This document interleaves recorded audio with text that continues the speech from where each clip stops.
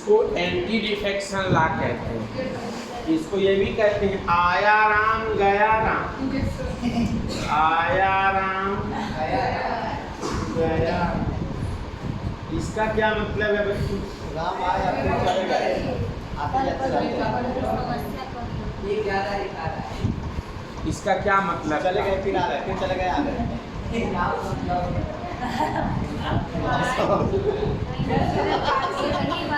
देखिए इसमें समझ लीजिए ये अमेंडमेंट क्यों किया गया था। एक्चुअल में उस समय क्या हो रहा था कि एक जैसे मान लीजिए आप किसी राजनीतिक दल से चुनाव लड़े और सरकार बन गई दूसरी पार्टी की, वहाँ अगर मान लीजिए मेजॉरिटी कम पड़ रही है तो कूद के उधर बैठ गए। आने की जिस पार्टी से आप चुनाव लड़े उस पार्टी को छोड़ करके कहाँ चले गए? दूसरे पार्टी में। तो इसमें दल बदल लोग कर लेते थे, मंत्री बनना है टूट के वहाँ कूद के चले गए। इसको रोकने के लिए एंटी डिफेक्शन लॉ, दल बदल को रोकने के लिए कि अगर कोई नेता एमपी या एमएलए जिस पॉलिटिकल पार्टी से चुनाव जीतता है, चुनाव जीतने के बाद कोई अगर नेता अपनी पार्टी को छोड़ करके किसी दूसरी पार्टी को ज्वाइन कर लेता है तो उसकी मेंबरशिप क्या हो जाएगी? समाप्त हो जाएगी।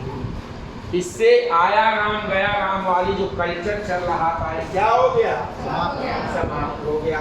आने की 52वां संविधान संशोधन के द्वारा एक नई अनुसूची भी जोड़ी गई थी भाई।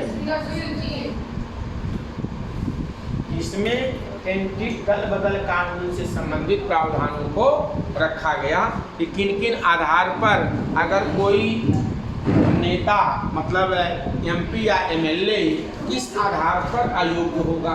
तो अगर कोई व्यक्ति चुनाव लड़ने के बाद, जीतने के बाद अपनी राजनीतिक दल को छोड़ करके दूसरे राजनीतिक दल में जाता है उसकी मेंबरशिप क्या हो जाएगी? खत्म।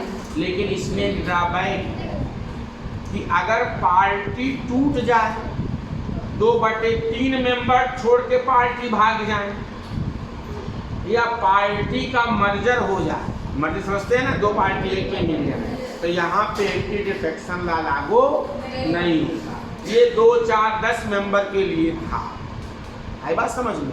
दूसरी चीज एंटी डिफेक्शन लॉ स्पीकर के ऊपर लागू नहीं होता। लोकसभा अध्यक्ष, इसको समझिए,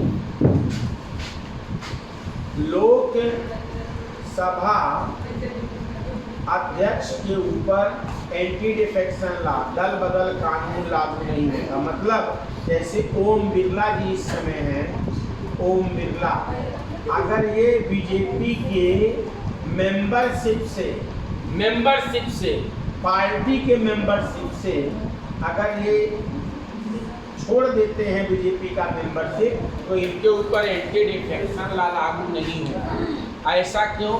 क्योंकि ब्रिटेन में एक परंपरा है, प्लीज कंसंट्रेट, ब्रिटेन में एक परंपरा है कि जो भी व्यक्ति वहाँ स्पीकर चुना जाता है वह अपनी राजनीतिक दल की पार्टी के मेंबरशिप से क्या कर देता है? इस्तीफा दे देता है।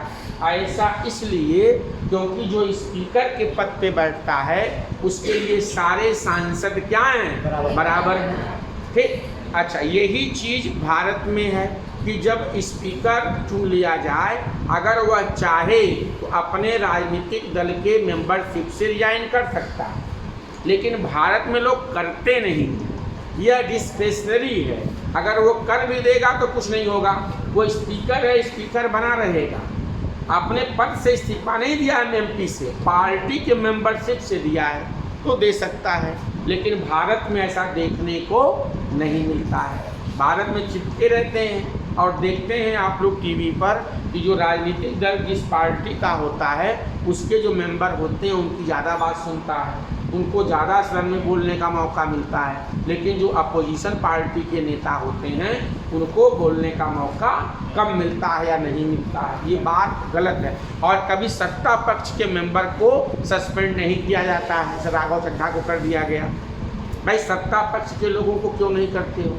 अपोजिशन वाले या अदर पार्टी को ही क्यों करते हो भाई? ये हमारे प्रजातंत्र की क्या हैं? कमियां हैं, डेमोक्रेसी की कमियां हैं। लेकिन अच्छा, अगर कोई मनोनीत सदस्य है समझते हैं। अपॉइंटमेंट मेंबर है, जैसे 12 मेंबर राज्यसभा में होते हैं, पहले जो एंग्लो इंडियन थे वो तो ख़त्म हो गए। तो जो अगर कोई मनोनीत मेंबर 6 माह के बाद किसी राजनीतिक दल को ज्वाइन कर लेता है तो भी उसकी मेंबरशिप क्या हो जाएगी, और निर्दल जहाँ मर्जी वहाँ जाओ, उसका तो कोई दल है नहीं। ठीक, ये था एंटी डिफेक्शन लॉ। इसके बाद आपका 61वां अमेंडमेंट देखिए, 61। ये क्या था? हाँ, 61वां संविधान संशोधन में क्या किया गया था? जो वोट देने का अधिकार था, वोट पहले 21 वर्ष था, इसको घटा के कितना कर दिया गया? 18।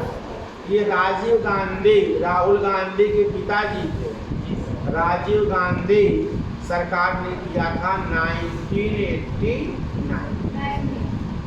61वां तब किया गया था, 88 देख लो, 88 नहीं, देख लो, ये कौन सा है?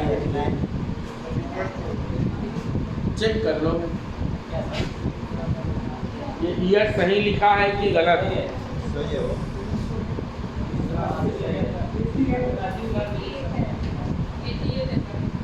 88 है।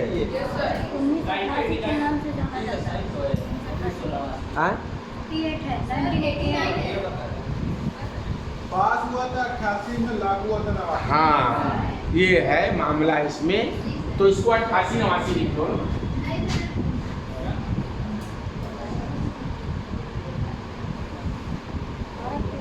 तो 1988-89 कर लो, लागू 89 में हुआ, इसीलिए कंफ्यूजन हो रही है आपको। पास कब हुआ था? इसमें क्या किया गया था? एज को घटा करके 21 साल से, कहीं मोदी जी का क्या दिया? अरे ठीक है, 88 लिख लो, काट लो। चलो, इसके बाद देखिए 69वां संविधान संशोधन, 69। इसमें जो आपका दिल्ली है, दिल्ली NCR का दर्जा दिया गया। तो दिल्ली आपका यूनियन टेरिटरी था, इसको नेशनल कैपिटल रीजन, NCR का मतलब नेशनल कैपिटल रीजन बनाया गया, NCR का दर्जा दिया गया। और यहाँ के लिए एक विधानसभा के गठन का प्रावधान किया गया कि 70 सीट वाली एक विधानसभा रहेगी। किसके लिए? NCR दिल्ली के लिए। और इसमें मंत्री अधिकतम 7 हो सकते हैं, 7 मंत्री होंगे CM सहित। हाँ, CM सहित, क्योंकि ये नियम है।